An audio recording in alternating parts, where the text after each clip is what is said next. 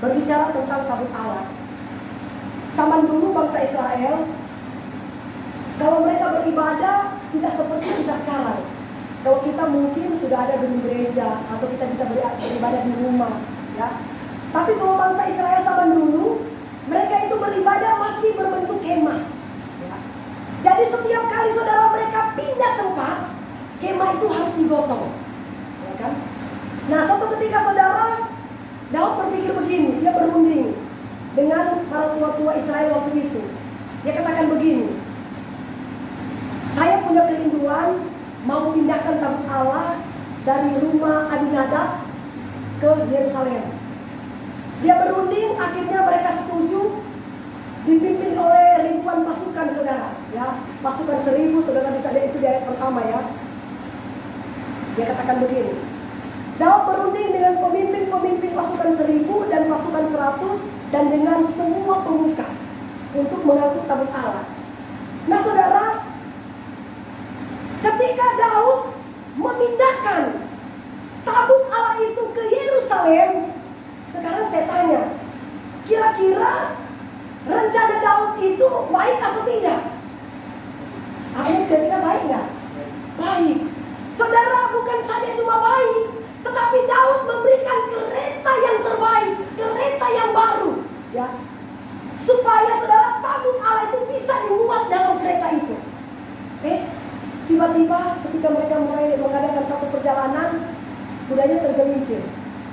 Pada waktu kuda tergelincir, Usa mau menyelamatkan tabut itu, dia mau pegang, tiba-tiba langsung saat itu juga Tuhan bunuh dia, paf, mati Usa. Timbul pertanyaan, kenapa sampai Tuhan membunuh Usa? Ini pertanyaan saudara, ya. Akhirnya Daud takut. Daud bilang begini, aduh, takut saya.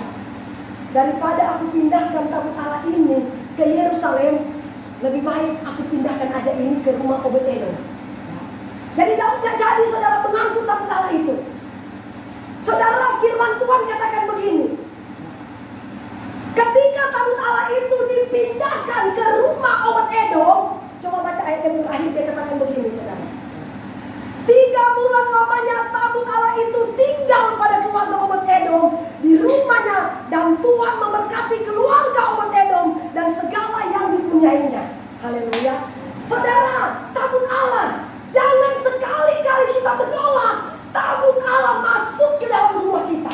Ketika saudara keluarga di rumah ini memberikan kesempatan tabut Allah masuk di tempat ini, saudara dan saya hadir beribadah di tempat ini, artinya kita membiarkan tabut Allah ada di rumah ini. Amin. Dan dia katakan 3 bulan tabut Allah ada di rumah Obed-Edom, dia diberkati karena apa? Tabut Allah ada di rumah ini. Haleluya. Saudara, jangan pernah menolak ibadah-ibadah keluarga di rumah. Satu ketika saudara, ada seorang ibu datang sama saya, Ibu pendeta, saya mau bersaksi. Dulu Bu, waktu kami masih di Sampit, kami buka usaha warung kecil-kecilan.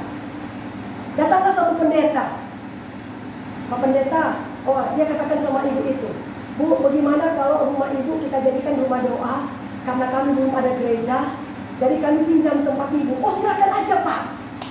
Ketika saudara, ibu ini membiarkan rumahnya dijadikan rumah doa, dia membiarkan tabut Allah ada di rumahnya. Saudara tahu, dia katakan begini, lambat laun Bu, usaha saya semakin maju, dan Tuhan memberkati keluarga itu. Kenapa? Karena ada rumah doa di rumahnya. Amin. Saya percaya saudara, keluarga di sini adalah keluarga yang sangat mencintai Tuhan. Ya. Ketika mereka membuka rumah ini, dijadikan rumah doa, saudara dan saya boleh berbondong-bondong datang ke rumah ini untuk beribadah kepada Tuhan. Artinya kita menghadirkan Tuhan di dalam rumah kita, kita menghadirkan Tuhan di dalam keluarga kita, kita menghadirkan Tuhan di dalam keluarga kita saudara.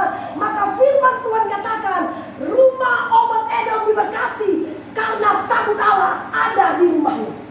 Amin. Itu kata Alkitab, bukan kata saya. Saudara, kenapa Tuhan sampai membunuh Usa? Karena yang berhak mengangkut tabut Allah itu adalah para imam dan Lewi. Ya. Tapi Daud dia sembarangan, orang biasa biasa, yang kaum awam, yang bukan ditahbiskan pelayan, akhirnya dia mengangkut tabut Allah. Saat itu juga Tuhan bunuh. Coba ada ayatnya. Tawarik pasal yang ke-15. Coba Abner baca ayat yang ke-12. Tawarik 15 ayat 12. Satu Tawarik 15 ayat 12. Dan berkata kepada mereka, hai kamu ini, para kepala puak dan orang Lewi, kuduskanlah dirimu, kamu ini dan saudara-saudara sepuakmu, supaya kamu mengangkut tabut Tuhan Allah Israel di tempat yang telah kusiapkan untuk itu. Terus. Sebab karena pada pertama kali kamu tidak hadir, maka Tuhan Allah kita telah menyambar di tengah-tengah kita, sebab kita tidak meminta petunjuknya seperti saat ini. Jadi para imam dan orang-orang Lewi meluruskan dirinya untuk mengangkut tabut Tuhan Allah Israel. Kemudian Bani Lewi mengangkat tabut Allah itu dengan dandar temusun di atas bahu mereka, seperti diperintahkan Musa sesuai dengan firman Tuhan. Saudara, Alkitab katakan begini, ya. Pada waktu itu saudara, Daud katakan begini, hai orang Lewi, kuduskanlah dirimu. Kenapa? Karena kami mau angkut tabut Allah dari rumah Obed Edom bawa ke Yerusalem, supaya kami bisa bebas beribadah kepada Tuhan. Jadi yang berhak mengangkut tabut Allah itu adalah imam dan Lewi. Amin. Yang berhak memimpin, ya, naik di mimbar ini adalah orang yang diurapi, orang yang dikuduskan, dan orang yang layak dan berkenan di hadapan Allah. Amin. Saudara, ketika mungkin kita melakukan dosa dan kesalahan, kemudian kita melayani, ada rasa tertunduk dalam hati kita. Kamu tidak layak, kamu tidak layak, iya kan?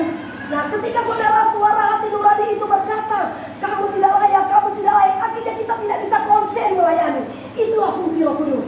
Haleluya, itu pengertian secara rohani. Nah, seperti ini, yang berhak melayani pengangkut tabut Allah adalah orang yang diurapi, orang yang dikuduskan, orang yang dilayakkan oleh Tuhan. Amin.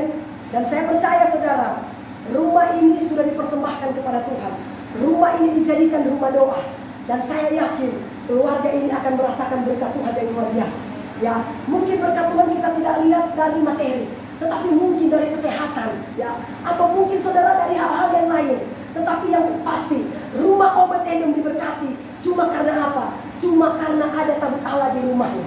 Amin. Itulah dampaknya saudara, ya. Dan saya percaya saudara, kita semua yang hadir pada sore hari ini, kita juga bisa merasakan dampak ketika kita setia dan taat beribadah kepada Tuhan.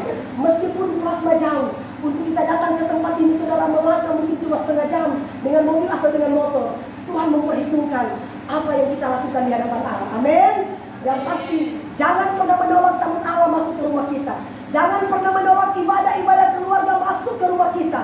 Karena kita menghadirkan Tuhan di dalam rumah dan keluarga kita, sehingga hidup kita semakin dilayakkan untuk hormat kemuliaan nama Tuhan. Amin.